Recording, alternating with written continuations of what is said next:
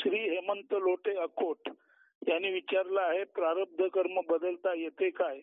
असेल तर उपाय काय? ज्ञानी संचित प्रारब्ध व आगामी कर्म याकडे कसे पाहतात? आता आपण कर्माबद्दल विचार करताना 3 गोष्टी लक्षात घेतल्या पाहिजेत: संचित, प्रारब्ध आणि क्रियमान. आता ह्या 3 गोष्टी लक्षात घेताना एक गृहीत धरलेलं आहे की माणूस पुन्हा पुन्हा नवीन नवीन जन्म घेतो असं गृहीत धरलेलं आहे. तर संचित कर्म याचा अर्थ असा आहे, समजा एखाद्याचा हा 100वा जन्म आहे, तर पाठच्या 99 जन्मामध्ये कर्म भोगून उरलेलं जे गंगाजळी म्हणून कर्म आहे त्याला संचित कर्म म्हणतात. त्या गंगाजळीतलं चालू 100व्या जन्मामध्ये येताना त्याने बरोबर जे कर्म आणलं ते प्रारब्ध कर्म म्हणजे जन्माच्या प्रारंभापासून सुरू झालेलं कर्म असतं. तर हे प्रारब्ध कर्म जे आहे ते समजा एखादा जन्माला जर मुका माणूस आला तर त्याचं मुखेपण बोलण्यामध्ये रूपांतरित होण्याची शक्यता आज तरी दिसत नाही. परंतु ज्याला तुम्ही आगामी कर्म म्हणता म्हणजे पुढे घडणारं कर्म, ते आगामी कर्म म्हणजे तसं नसतं. आपण जन्माला येतो त्या पाठच्या जन्मातील साठलेल्या कर्मातलं जे फेडलं गेलं नाही असं साठलेलं न फेडल्यामुळे साठलेलं जे कर्म असेल ते संचित कर्म जे असतं 99 जन्मातलं त्यातलं न फेडलेलं जे कर्म आहे ते घेऊन आपण चालू जन्मात येतो. आणि त्या चालू जन्मामध्ये जर एखाद्या कर्माचं फळ म्हणून एखादा माणूस जन्मजात मोना जन्माला आला, मुका जन्माला आला, तर त्या मुक्याला जर पूर्ण मुका असेल तर बोलता येण्याची शक्यता फार कमी असते, हे मान्य आहे. परंतु ज्याला तुम्ही आगामी कर्म म्हणता ते आगामी म्हणजे येणारं म्हणजे तरी काय, जन्म सुरू झाल्यानंतर संचितातून आणलेलं ते प्रारब्ध कर्म, त्यातली काही कर्म जी आहेत ती कधीच बदलता येणार नाही अशी असतात. उदाहरणार्थ एखादा माणूस पायामध्ये थोडाफार अधू असेल तर आजच्या शास्त्रीय ज्ञानाधारे त्याचा पाय बरा होऊ शकेल.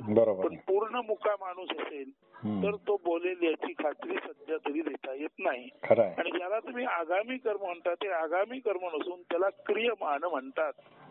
चालू जन्मामध्ये जी आपण क्रिया करतो, नेहमीची क्रिया, त्या क्रियेमधून जी जन्माला येतात ती कर्म. आता ज्ञानी संचित प्रारब्ध व क्रियमान कर्म याच्याकडे कसे पाहतात?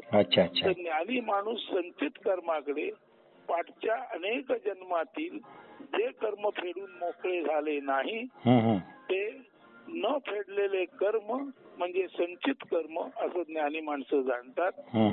चालू जन्मामध्ये त्या संचितातील जे आणलं ते आपणाला भोगावं लागणार, भोगायचं शिल्लक आहे त्याला प्रारब्ध कर्म म्हणतात. आणि चालू जन्मामध्ये आपण जन्माला आल्यानंतर जे नवीन कर्म करणार त्याला क्रियमान म्हणजे जन्माची क्रिया, जन्मल्यापासून मरेपर्यंत जीवनाची जी क्रिया चालू असते त्या क्रियेमध्ये म्हणजे त्या क्रियमान जीवनामध्ये, त्या चालू जीवनामध्ये माणूस जी कर्म करतो त्याला क्रियमान कर्म म्हणजे वर्तमान जन्मामध्ये केलेली कर्मे म्हणतात.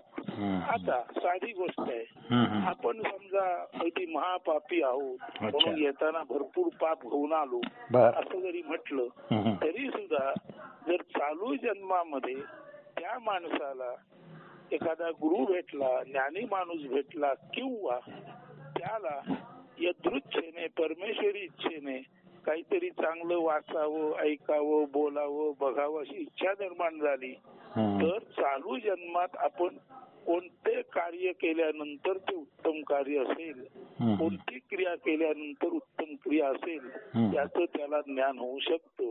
म्हणून क्रियमान म्हणजे चालू जन्मात जे कर्म करायचं ते जर उत्तम असेल म्हणजे ते कर्म भेदाभेद रहित असेल, सर्वाभूती भगवंत पाहणार असेल, आपपरभेदाच्या पलीकडे असेल, जातीपाती गोत्र कुल यामध्ये न अडकलेलं असेल, म्हणजे सर्वाभूती भगवान पाहणारं, समत्व पाहणारं, दया, क्षमा, शांती, करुणा, विश्वबंधुत्व, विश्वाची मैत्री, वसुधैव कुटुंबकम अशा तऱ्हेचं जर चालू जीवनातील कर्म असेल, म्हणजे क्रियमान असेल, तर काय होतं बघा, जसं आपण म्हणतो कापसाच्या गाठीच्या गाठी असतात, पण अग्नीची एक ठिणगी पडली तर कापसाच्या गाठी नष्ट होतात, भस्मसात होतात.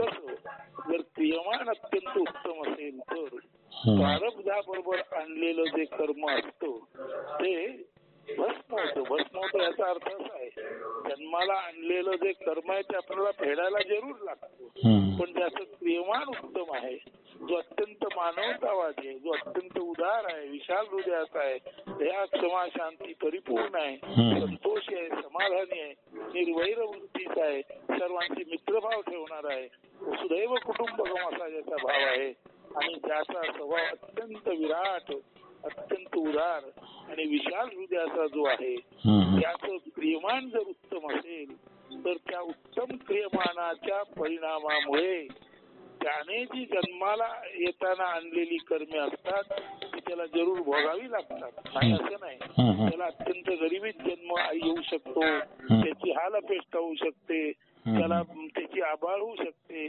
लोक त्याला नाकारू शकतात, परंतु जर का त्याने उत्तम कर्म केली तर तोच पूर्वी नाकारलेला, तोच लोकांकडून हेळसांड झालेला, तोच अवहेलना झालेला माणूस चालू जन्मातील उत्तम क्रियमानामुळे इतका काही प्रसिद्ध होतो आणि इतका काही उत्तरायुष्यात लोकप्रिय होतो की त्याला पाहिलेल्या त्याच्या बरोबरीच्या लोकांना वाटतच नाही, अरे हा माणूस इतका हालअपेष्टात आला, इतके त्याने अपमान सोसले, इतकं त्याला समाजाने हेटाळणा केली, तरी सुद्धा आज हाच माणूस कसा लोकप्रिय झाला.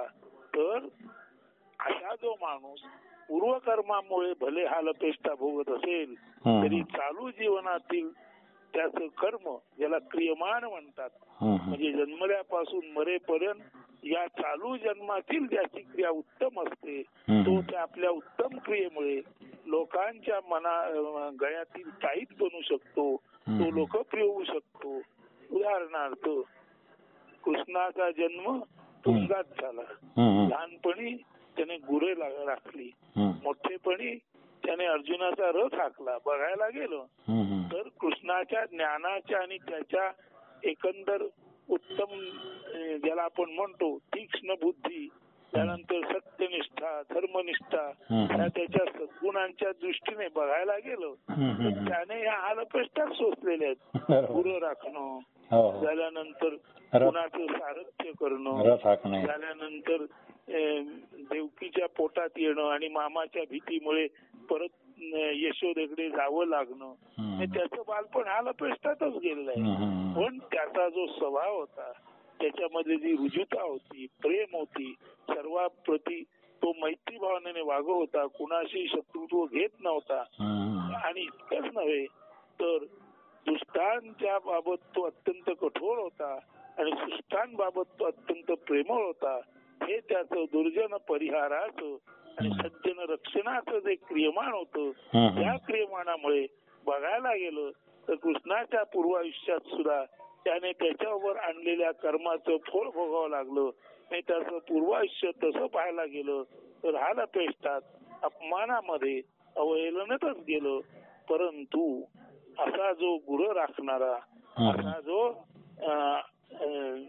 देवकीचा पुत्र, ज्याला त्याच्या मामाच्या भीतीमुळे कारणवशात, प्रसंगवशात पळून जावं लागलं कुठे, यशोदेकडे, म्हणजे आपलं घर सोडून ज्याला दुसरीकडे जावं लागलं, ज्याला क्षत्रियांचं, अर्जुनाचं सारथ्य करावं लागलं, तरी सुद्धा त्याच्या उत्तरायुष्यामध्ये कृष्ण हा सर्वांचाच गुरु बनला.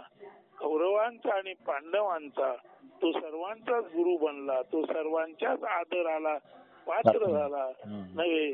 कृष्ण वंदे जगद्गुरुम असं जे त्याच्याबाबत घडलं, त्याचं कारण कृष्ण हा ज्ञानी होता. त्याने त्याच्यावर काय आलं होतं गेलं होतं त्याचा विचार केला नाही. जन्माला आल्यानंतर आपण सन्मार्गावर चालायचं हे त्याने निश्चय केला. तो निश्चय त्याने पार पाडला. सज्जन मैत्री आणि दुर्जन संहाराचं कर्तव्य पार पाडलं. आपली सर्व माता पिता गुरु या प्रती असलेली कर्तव्य नीट पार पाडली. सर्वांना प्रेम दिलं आणि अत्यंत कृतार्थ भावाने संपन्न जीवन जगून जो कृष्ण लहानपणी हालपेष्टात जगला अपमानित झाला तोच कृष्णम वंदे जगद्गुरुम असा ठरला. यातच आपल्याला निश्चित कळेल की ज्ञानी माणूस संचित प्रारब्ध आणि क्रियमानाकडे असं पाहतात की जर क्रियमान उत्तम असेल तर प्रारब्धाचे भोग भोगता नाही, दुःख यातना वाटत नाहीत, ते आनंदाने भोगले जातात. आणि एकदा क्रियमान उत्तम आणि उत्तम क्रियमानामुळे प्रारब्ध जर भोगून झालं तर उर्वरित जे संचित असतं ते कापसाच्या गाठीसारखं असतं. आणि क्रियमान उत्तम असल्यामुळे त्या उत्तम क्रियमानाच्या तेजात पूर्वजन्मीचं सर्व संचित तसं भस्मसात होतं जशा कापसाच्या गाठी एखाद्या ठिणगीने नाहीशा होतात. तर श्री हेमंत लोटे यांच्या प्रश्नाचं हेच उत्तर आहे की प्रारब्ध कर्म बदलता येते काय? निश्चित येते. उपाय काय? तर चालू जन्मामध्ये आल्यानंतर जर मानवाने कुठल्याही तऱ्हेचे संस्कार बद्धता दास्य गुलामगिरी लोकसमजुती शरीराबद्दलच्या अनाठाई समजुती आणि ग्रंथ प्रामाण्य म्हणजे ज्याला लोकवासना देह वासना शास्त्र वासना म्हणजे सर्व लोक समजुती न तपासता मान्य करायच्या.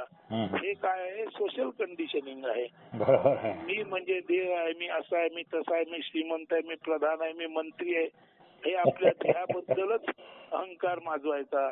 याला म्हणायचं बॉडी कंडिशनिंग. आणि फक्त वाचन उत्तम ज्ञान मिळवायचं आणि प्रवचन द्यायची पण आपल्यात मात्र काहीच आणायचं नाही. याला म्हणायचं ज्याला आपण म्हणतो ग्रंथाचं कंडिशनिंग. ग्रंथाचं म्हणजे काय? उत्तम ग्रंथ वाचले पण आचरणात काहीच नाही आणलं.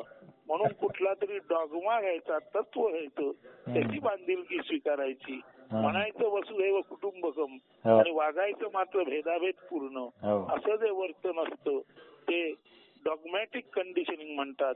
म्हणून सोशल कंडिशनिंग, बॉडी कंडिशनिंग आणि डॉगमॅटिक कंडिशनिंग म्हणजे लोकवासना देह वासना आणि शास्त्र वासना याच्यातून जो पूर्णपणे मोकळा राहतो तोच खऱ्या अर्थाने वासनांवर विजय मिळवला वासुदेव म्हणजे श्रीकृष्ण होतो.